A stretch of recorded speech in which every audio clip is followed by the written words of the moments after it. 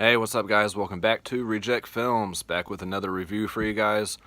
This time I'm going to be reviewing the 1960 film Village of the Damned. This was sent to me by the good people over at Warner Archive, and this film runs 77 minutes. Most of you probably already know pretty much what this movie is about or have seen it. This is just the first time that they've released this on Blu-ray through Warner Archive and everything, and did a really great job on the transfer. For being a movie from 1960 and in black and white, the audio and picture quality is excellent. So if you guys are looking to pick this movie up, definitely grab this edition. Kind of slim on features like a lot of their releases, but for the quality and the price and everything, it's definitely worth it. So you have a commentary by Steve Haberman on here and a trailer. Other than that, that's about all you get. It would be nice to have a few more features, but like I say, the quality and everything's great, so that's all that really matters to me. Like I say, a lot of you have seen this movie, know what this movie is about and everything. This is directed by Wolf Rilla and stars George Sanders and Barbara Shelley. And like I said, it runs 77 minutes, so it's a pretty short movie. And of course, there is the remake from 1995 that was directed by John Carpenter and starred Christopher Reeve and Kirstie Alley. So, and from everything I've seen and everything I've heard, people definitely prefer this one more. I think I've seen this one a while back, like when I was a kid, but didn't really remember anything about it. I know I've seen the remake and remember it not being anything spectacular, but that's another one I have to revisit as well.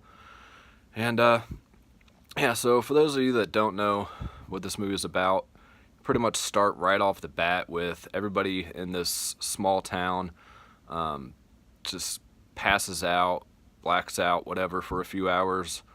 And the military and everybody's trying to figure out what's going on, why this happened and everything, and they kind of draw up a perimeter of where not to cross, or that's where this happens. And even with the airplanes and everything like that, they can only go so far down, or it'll happen upwards as well. And that goes on for a few hours, and then people start waking up and everything, and they're trying to detect what happened and go into that area and see if there's any signs of any test or anything like that had been done, or something that had been put in the air or anything like that. And they're not really finding anything. And then you pretty much go from there to all of the women who are able to have children in this village, are still of age and everything, are still fertile enough, become pregnant all at the same time. And you fast forward from there to them having the children, again, all on the same day. So you have this group of children who are all born on the same day. They all have blonde hair, and this kind of starts a little bit of a problem for a few of them, as some of them weren't with anybody at the time, and they're trying to figure out, how they got pregnant and everything. Or, one of the women, their husband was away at sea and just came back, so there was no way, that he got her pregnant, and that causes issues. Like I say, just different things with different women. Some are happy and others are just really concerned. After they have the children and everything, they see that they are developing extremely quick and becoming very intelligent at a very fast rate. And they know something's not quite right with these children. And of course, by the tagline there, the beware the stare. They can use like a mind control, and their eyes change to a different color, and they can make people do things they don't necessarily want to do. I'm not going to say what happens because I don't want to give everything away in case you haven't seen this. But there's a few scenes where they take control and make residents do things they normally want to do. They can also kind of read your thoughts, not like your real deep thoughts, but what you're thinking like right then and there. And I say, they pretty much group together, these kids, and they're actually forced to live together in the school at a certain point. And they eventually want to escape because they hear what happens to other children of their kind in different areas of the world.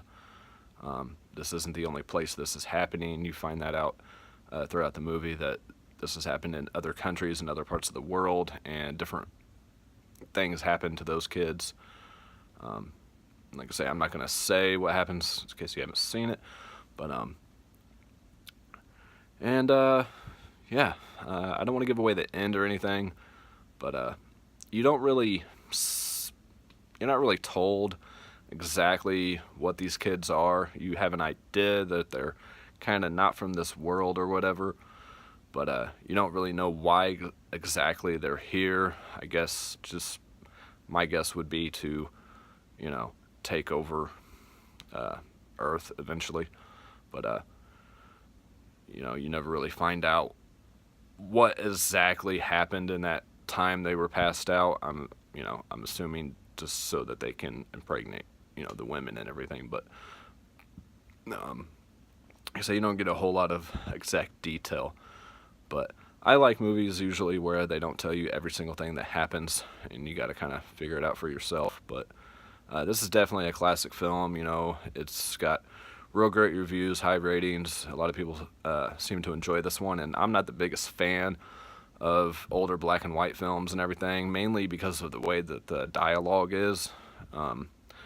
Definitely cheesy by today's standards, but I'm sure if I was alive in 1960 when this came out, probably would have scared the hell out of me. And there is a few scenes where the kids are pretty creepy. I mean, just some of the looks they give and everything, just kind of gives you that eerie feeling. Creepy kids are one of those sub-genres of sci-fi horror that a lot of people tend to not really feel too comfortable watching, but for the most part, I mean, it's not anything, scary or anything by today's standards, so definitely one that anybody could watch. So, yeah, that's really about it. Like I say, great audio-video transfer on this. If you guys are looking to pick this up on Blu-ray, definitely pick this up through Warner Archive. And, yeah, that's really about it. So, let me know what you guys think of this movie in the comments below. Like I say, I'm sure most of you guys have seen this one. Been around for, since 1960, and a very popular title. So, good to see it get a proper release from the archive. And, yeah, that's it for this review. I'll see you guys on the next one. Take care. Bye.